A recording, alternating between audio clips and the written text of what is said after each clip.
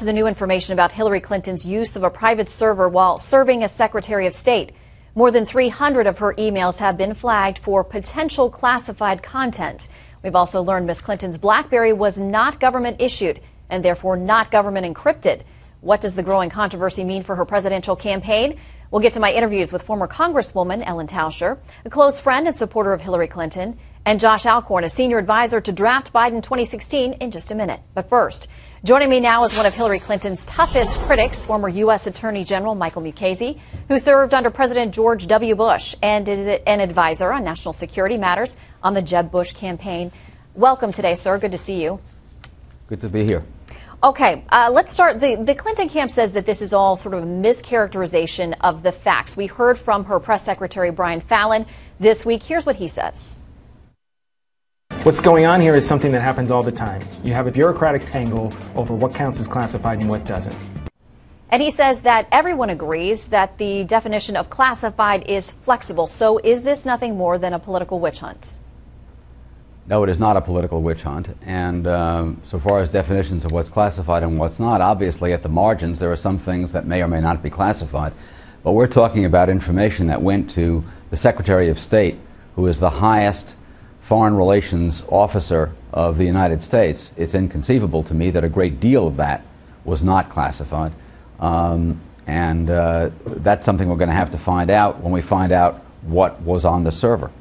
You have speculated that there are a number of potential legal charges she could be facing, including felony charges under the same federal statute that swept up General David Petraeus. That one in particular would require some knowingness, that she, quote, knowingly removes such documents or materials, talking about classified materials, without authority and with the intent to retain such documents or materials at an unauthorized location. Here is what she said about this in Las Vegas on Tuesday.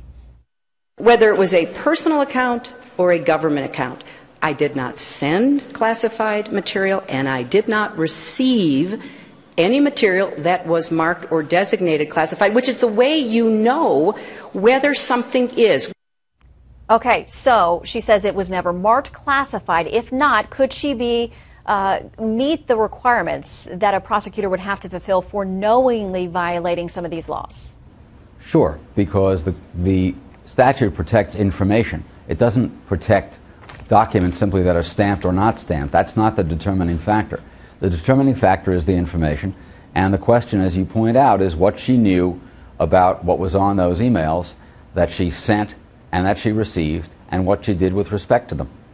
Okay, her camp points out that the FBI is investigating the security of the devices that contained information and about who may have transferred classified information on or off her private server. They say the investigation is not about her.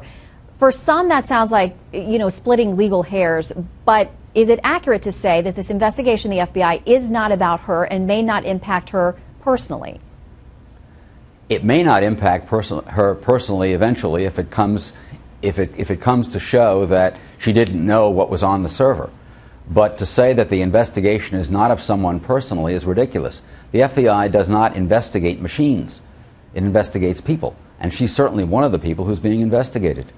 Okay, her attorney says that she followed the preservation ideas, the letter of the law, the spirit of the law, also by couching her email queries with the state.gov emails of other State Department employees, knowing that they would then be secured and preserved in the process of their government email server. Does that solve her problem? No, because it doesn't end the fact that information was removed and put it in an unauthorized place. The fact that you happen to have put it also in an authorized place does not change that. That's number one. But number two, what about her communications with people who were not on .gov? Her communications with foreign leaders, with people in foreign governments, with people in the United States government who may have been communicating outside the .gov system. Okay, what does it say to you? We have reports now that close confidants of the former secretary, Jake Sullivan and Cheryl Mills, will be interviewed by the Benghazi committee. We're told, at least by one very reliable source, September 3rd and 4th. What do you make of that? Well, they will obviously be disclosing what it is that they know about how documents were selected for production. They will talk about their own documents that I gather appear in this cache of documents that have so far been identified. And presumably they can talk about what Secretary Clinton either knew or didn't know or directed.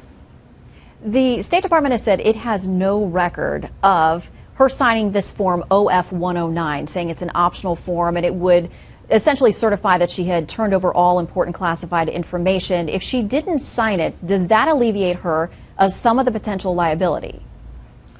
Well, perhaps one piece of potential liability that might arise from making a false statement on the document.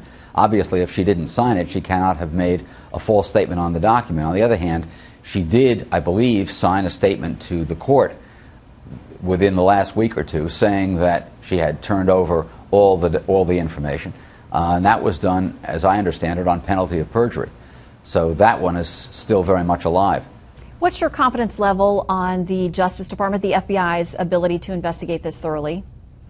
My confidence level in both the Justice Department investigation and the FBI is very high.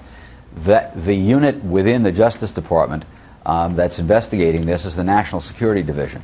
That has always been an outstanding division since it was stood up recently. And I know the person who heads it, John Carlin, who's a superb civil servant.